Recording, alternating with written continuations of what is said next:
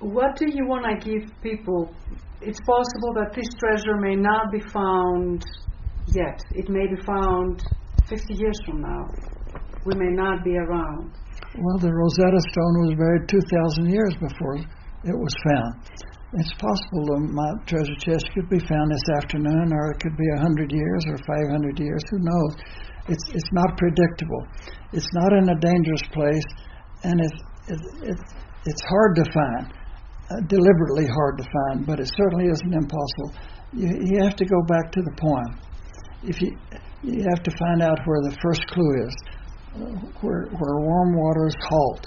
That's the first clue. And then take it from there. The clues are chronological after that. One leads to another, leads to another.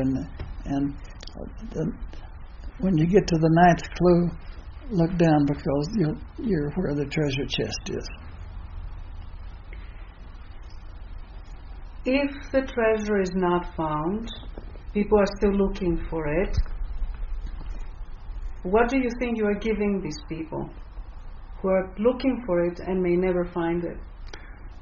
Yes, but look what they did find. They found a wonderful experience in the mountains. They observed what nature in its finest moment out there, and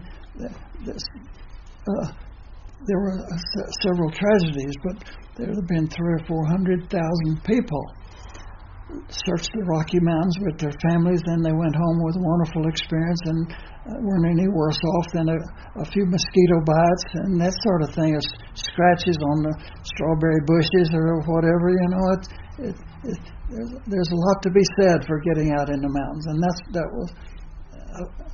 If I've ever been successful in my life, that I've been successful in taking people off their couch and out of the game room and out into the mountains. I'm very proud of that. You should be. The things you include in the treasure chest, where did you collect them from? All those gold nuggets and the jewelry? Well, I spent 15 years collecting that stuff. And you find gold nuggets at gun shows, at arrowhead shows, in antique shops, different places. The gold coins, it took me a long time to get gold. 265 gold coins. Some of those gold coins are from the Middle East, and they're dated in the 1500s. So I wanted a collection that was not only visual, but it was valuable enough to want people to put some gas in the pickup truck and go out there and look for it. That was my motive. And there is one item that you have told people who are looking for it that you would like to purchase it back.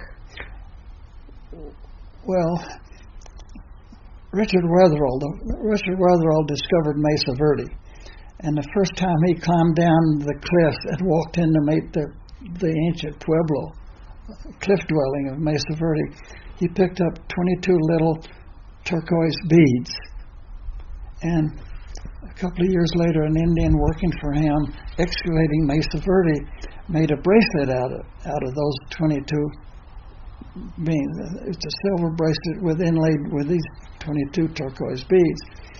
Well, a friend of mine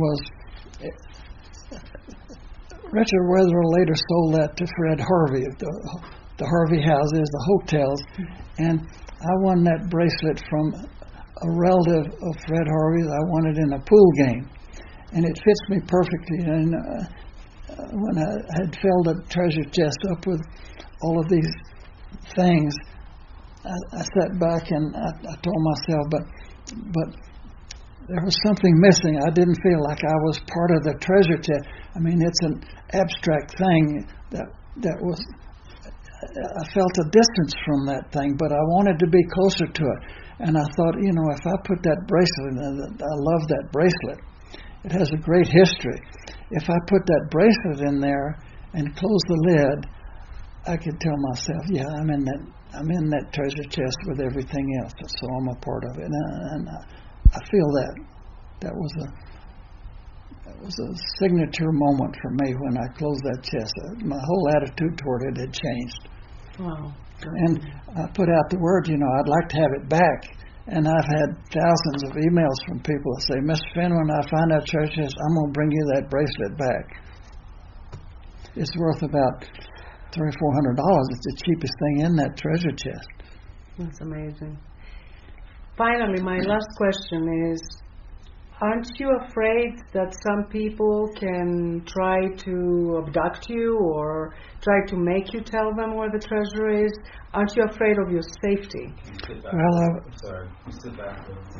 I've got 911 3 times at my gate out here. People were arrested breaking in. There was a guy broke in my guest house where my grandson is living. He took an axe and broke the glass window and was stealing things when we caught him. When's the last time you held a loaded gun on somebody? I haven't. Well, we did that. My daughter and I did that. And there's another man that said that your granddaughter is your treasure and I'm coming for her. He's been in prison for 3.5 years, and he goes on trial again next month. He's going to get another 3 or 4 years. I mean, I think some people look at the treasure chest like they look at gambling in Las Vegas. You know, I'm entitled to this. I'm going to do whatever I have to do because I've spent all this time. I've spent this money looking for it. It's mine, and that they become zealots as a result of that. And I would urge people, don't ever get into that mode. It's not a good place to be.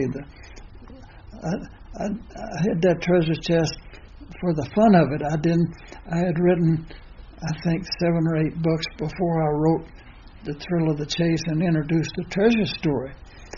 And I didn't know that anybody would read my book. I tell people my parents were dead. Who's going to read my book? I printed the first edition in 1,000 copies.